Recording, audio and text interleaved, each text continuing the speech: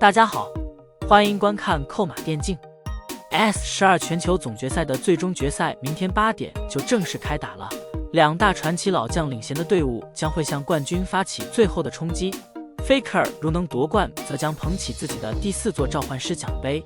而早在5年前 ，Faker 就有机会完成自己的4冠3连冠伟业，但是那一年的 SKT 是被 SSG 直接横扫了。当时 Faker 赛后抱头痛哭的名场面，也成为了无数 Faker 粉丝心中的痛。当时 SKT 打 SSG 的总决赛 ，Faker 表现是可以的，但是一向稳如泰山的 BAM 选手却崩了。赛后得名推棒，因为 BAM 发挥有点太离谱，导致很多观众以调侃的方式表示 Faker 就是被 BAM 给打哭了。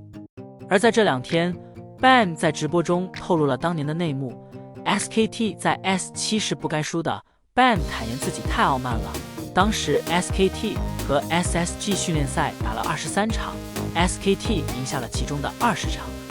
也正因如此 ，Faker 才会无法接受 SKT 被 SSG 横扫的结果。带入自身想想看，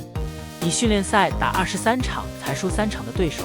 结果在正赛里面直接把你横扫了，是什么心情？如果说 SKT 的训练赛是打不过 SSG 的话，可能 Faker 会更容易释怀一些。而 BAM 这一块，他说自己太傲慢了，可以猜测到的当时的情况是 BAM 觉得 SKT 已经赢定了，所以在心态上出现了放松的情况，没有那么注意细节，加上临场状态也确实差，等到劣势很大想要打回来之后，才发现已经晚了 ，SSG 已经起势了，打不过了。而今年 DRX 今年情况与 SSG 非常相似，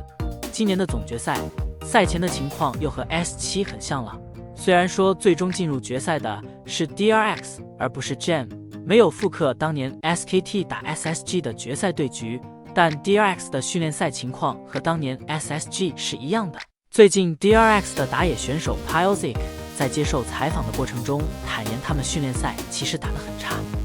Pylezik 透露，在8强赛正式开始之前，他们打的所有训练赛全都输了。比赛前一天，选手心态受到了巨大的影响，然后队伍就告诉选手们，不要抱着想赢下比赛的心态去打比赛，而是抱着无论输赢都享受比赛的心态去打。结果 DRX 创造了奇迹，在第2局被 EDG 以那样神奇的翻盘击败0-2落后的情况下，竟然完成了让2追3。可见 DRX 选手的心态保持的确做到了无论输赢，享受比赛就可以了。然后是关于训练赛对手的问题。众所周知，8强阶段训练赛，上半区队伍约战下半区队伍 ，DRX 约的对手很可能就是 T1， 即使不是 T1 约战的 JDG 或 RNG 之类的队伍，一场都没赢的情况下 ，DRX 决赛面临 T1， 那就更是处于绝对劣势的一方。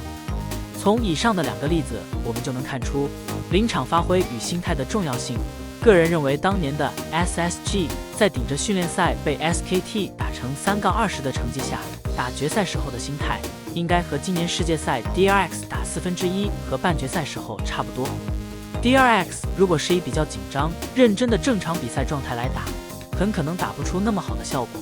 他们是以一个放松的心态，打出了很有想象力的 BP 决策和操作。而当年的 SKT 明显是临场状态和心态都出现了问题，就会出现一种极端情况，就是与训练赛完全相反的小概率事件，但发生在正赛就决定了最终的冠军归属。5年过后 ，T1 再一次站在决赛的舞台上，个人认为 T1 一定不会再像当年 BAM 一样出现轻敌的心态，在占据优势的情况下 ，T1 仍会全力以赴，因为最近这么多年来T1 经历了很多次的失败，包括队内的年轻选手也一样。但即使这样 ，T1 也未必一定能战胜 DRX， 因为心态保持好了，临场状态也有可能出现问题。以玩家打游戏举例，就你一直打的都很好，突然有一天就感觉怎么打都打不好，这种小概率事件也会出现在赛场上。因此，明天的比赛谁输谁赢还真不好说。站在 LPL 观众的角度上，希望不管谁夺冠，都能奉献出精彩的比赛，最好是能载入史册的那种对决，不希望看到一边倒。好了，以上就是本期的全部内容，大家有什么想说的，欢迎在下面的评论区交流讨论，我会去挨个查看。